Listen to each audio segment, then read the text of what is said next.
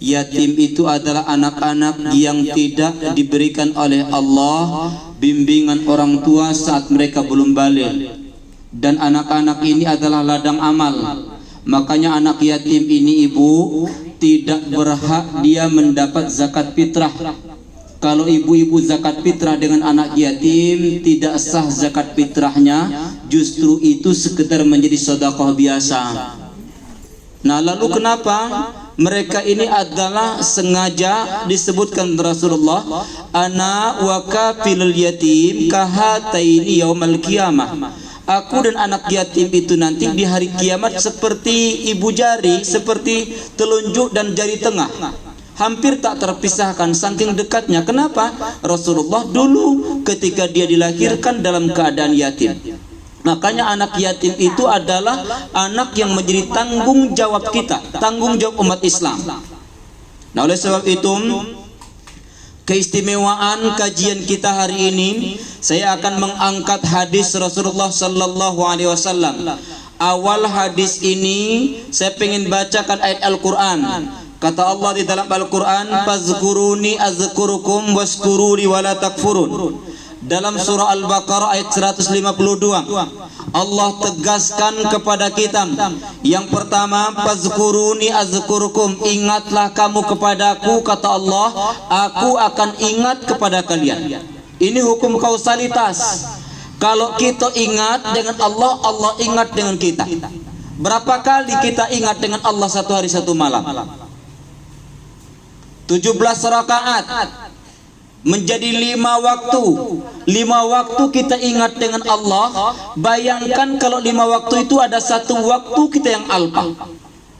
Nah, kalau kamu ingat kepadaku, kata Allah, aku akan ingat kepada kalian. Fazkuruni azkurukum washkuruli wala takfurun. Bersyukurlah kepadaku. Makanya mengundang anak yatim itu bagian dari syukur nikmat. Lawan dari syukur nikmat itu apa? Kufur nikmat. Kufur itu bermakna kafarah. Kafarah itu koper. Ini kayak buku. Buku ini ada kopernya. Koper ini untuk menutup isi. Jadi disebut dengan kata-kata kufur, artinya ada nikmat yang tertutupi, nikmat yang tidak disyukuri. Maka dijelaskan dalam Al-Quran, la in syakartum la azidannakum wa la in kafartum inna azabi lasadid. Kalau kita pengen bertambah ekonomi, banyak-banyak bersedekah. Kalau kita pengen maju usaha, banyak-banyak kita mensyukuri nikmat Allah. Semua kita, semakin banyak kita bersyukur dengan Allah, semakin Allah berikan kesuksesan dan kejayaan. Makanya ini awal ayat yang sengaja kita jadikan sebagai tema awal kajian kita siang ini. Fazkuruni azkurukum washkuruli wala takfurun. Bagaimana konsepnya?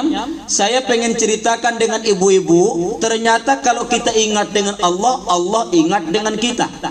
Kalau kita lupa dengan Allah, Allah lupa dengan kita. Ini hukum kausal, sebab akibat.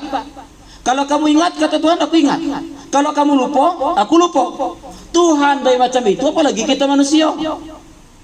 Kita manusia juga seperti itu. Kalau you ingat nih, aku ingat. Kalau you lupa, aku lupa. Nah, inilah pentingnya kita saling mengingatkan.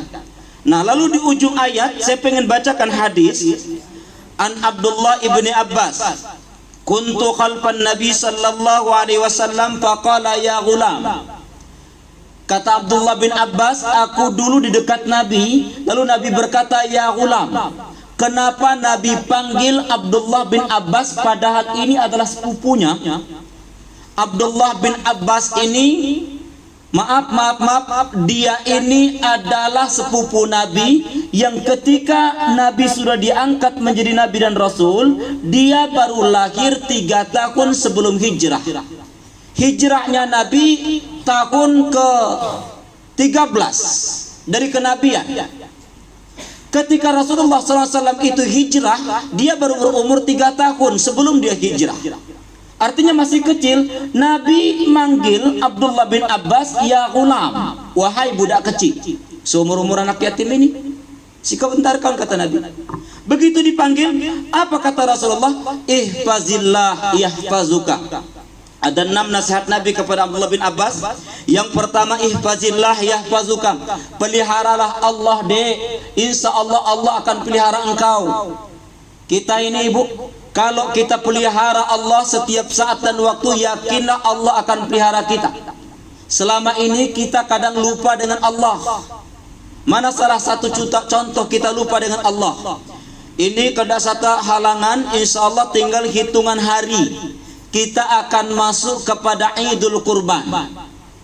Idul Kurban itu tepatnya nanti sekitar tanggal 10 Zulhijjah, tanggal 30 Juli, 30 atau 31 Juli. Jumat ya. Hari Jumat kita kurban, hari raya kurban. Ihfazillah, kata Rasul, peliharalah Allah. Orang yang memelihara Allah, dia ingat selalu ternyata kurban yang akan dilakukan itu bukan sia-sia. Makanya kurban itu hukumnya sebenarnya sunnah muakkad, ibu. Cuman ada hukum kurban itu menjadi wajib. Mana contoh? Contoh Islam misalnya. Aku kalau kebetulan Allah takdirkan anak aku lulus tahun ini, aku nak berkurban tahun depan. Itu niat dia. Ketika ternyata tahun depan itu anaknya lulus tadi, tahun depan hukum kurban berubah dari sunat menjadi wajib. Kenapa? Karena kebetulan kurbannya itu menjadi kurban nazar.